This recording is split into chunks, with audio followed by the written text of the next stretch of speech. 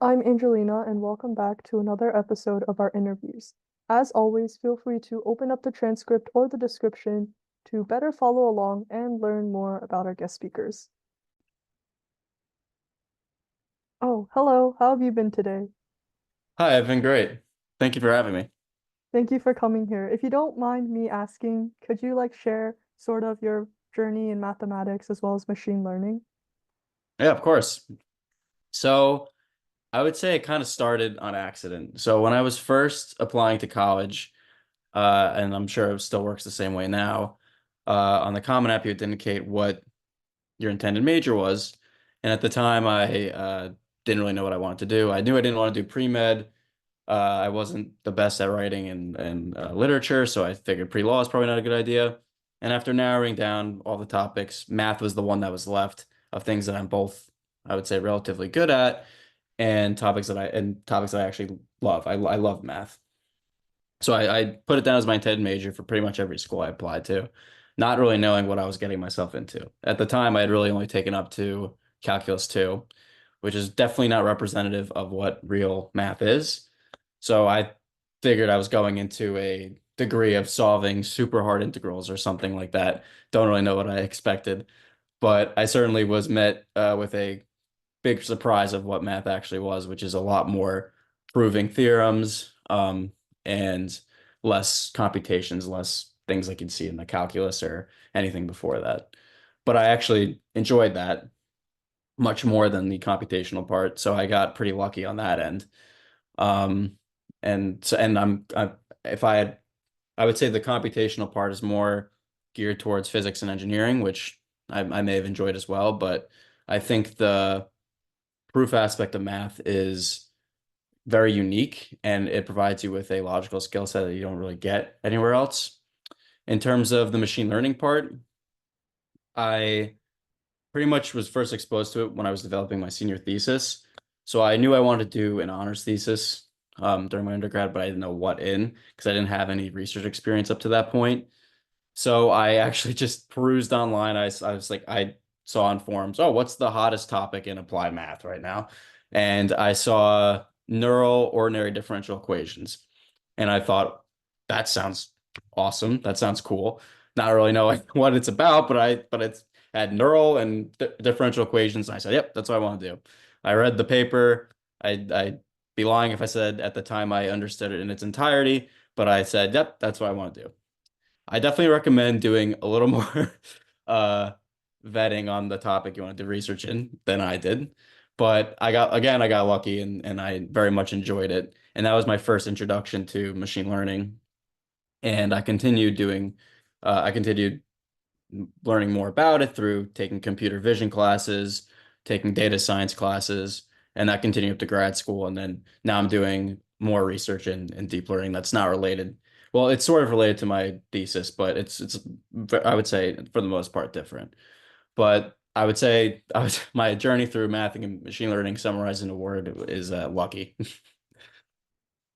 Were there any specific classes in high school or college or grad school that got sort of got you more interested in math and machine learning or solidified your interests or your career in those two fields?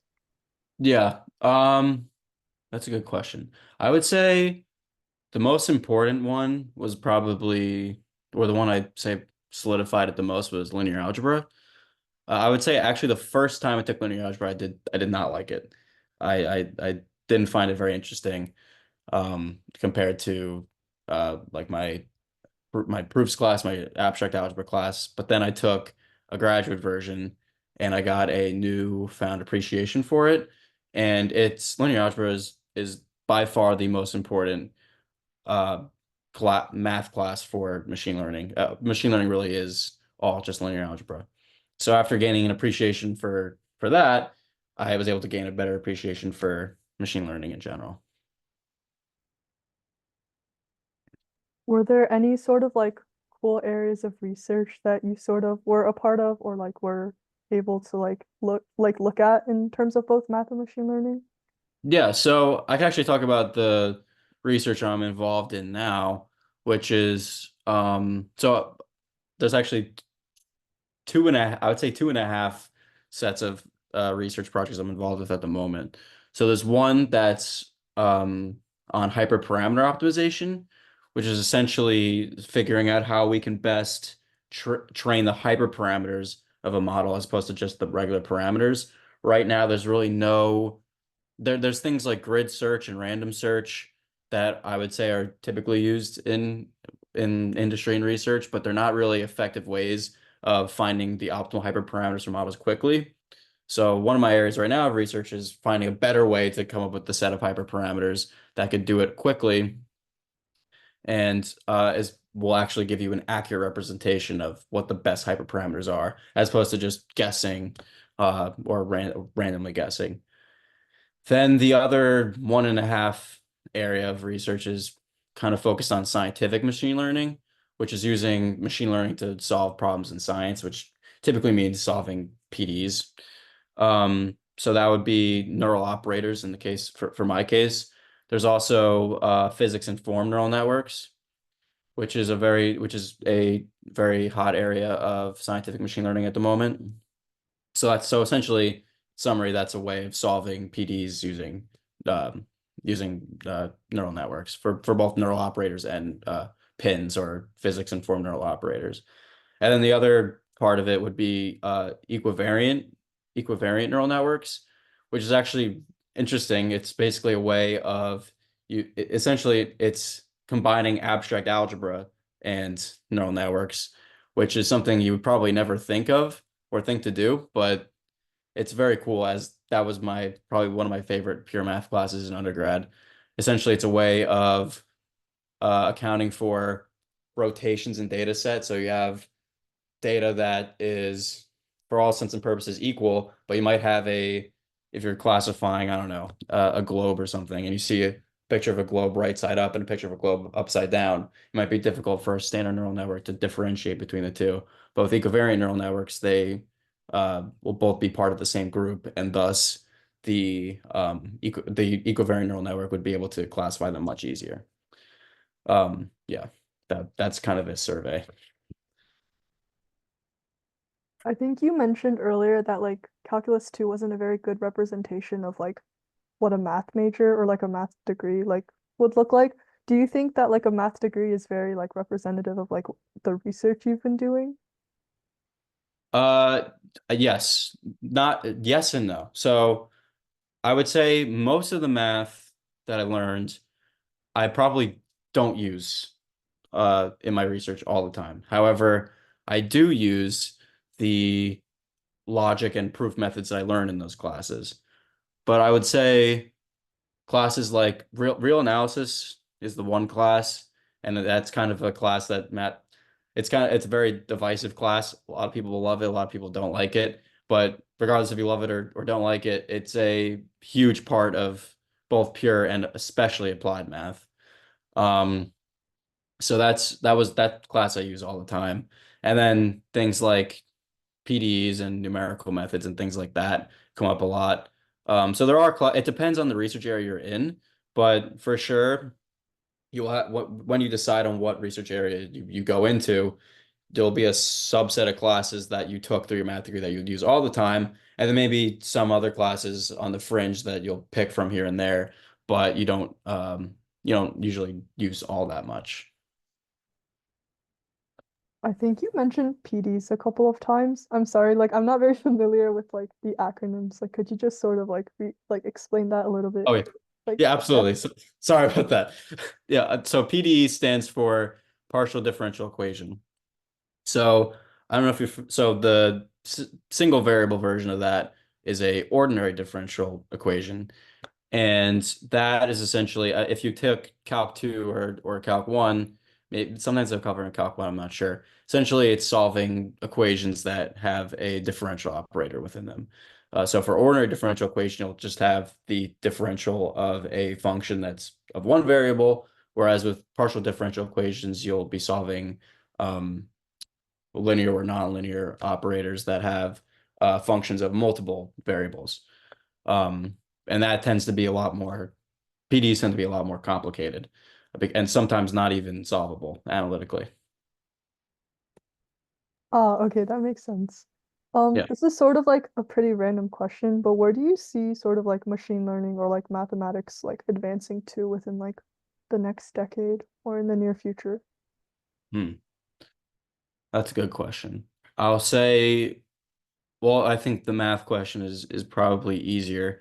I'd say more and more mathematicians, I would say, are focusing on deep learning research, mainly because quite simply that's where the money is. So, and it's also I would say very intriguing, and there's a lot of low-hanging fruit that hasn't been plucked yet.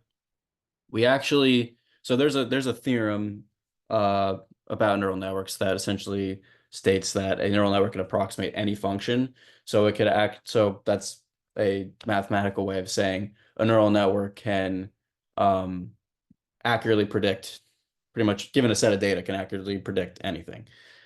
The problem is we don't actually um know why these algorithms generalize so well. There's a lot of optimization schemes within these neural networks that don't have very defined convergence properties. So that's a very mathematical part of machine learning that has not really been proven very well. And there's still a lot of we still have a lot more to we have a lot further to go in that area, in that respect, I would say. And then machine learning, I would say, well, I may be biased, but there's definitely a lot of headway in the world of scientific machine learning right now. So that is solving partial differential equations. Um, that's going to be big, I believe, because that seems to be gaining a lot of traction. And then also the two big ones are computer vision and large language models. I do feel that there's been kind of a little bit of an overhype with the whole chat GPT. I think people overestimate what LLMs could do, at least at the moment. I personally find computer vision um, a lot more promising at the moment. But I think, those are the two, uh, NLP, natural language processing, and computer vision are the two big ones. Okay, sounds good. Do you have any like recommendations for programs, activities, like classes for high school students who are like interested in math or machine learning? Yeah, I would say it'd be good. It's good to see if you can get involved in some sort of research early on. I would say that's a really first of all, research on your resume is going to look amazing no matter what. Second of all, it'll give you a good survey of what doing math is actually like in a math degree. So you'll be able to tell if this is something for you or maybe not. It doesn't even have to be research about math in particular. Physics is also very much related to math, so doing research in physics as well also very good.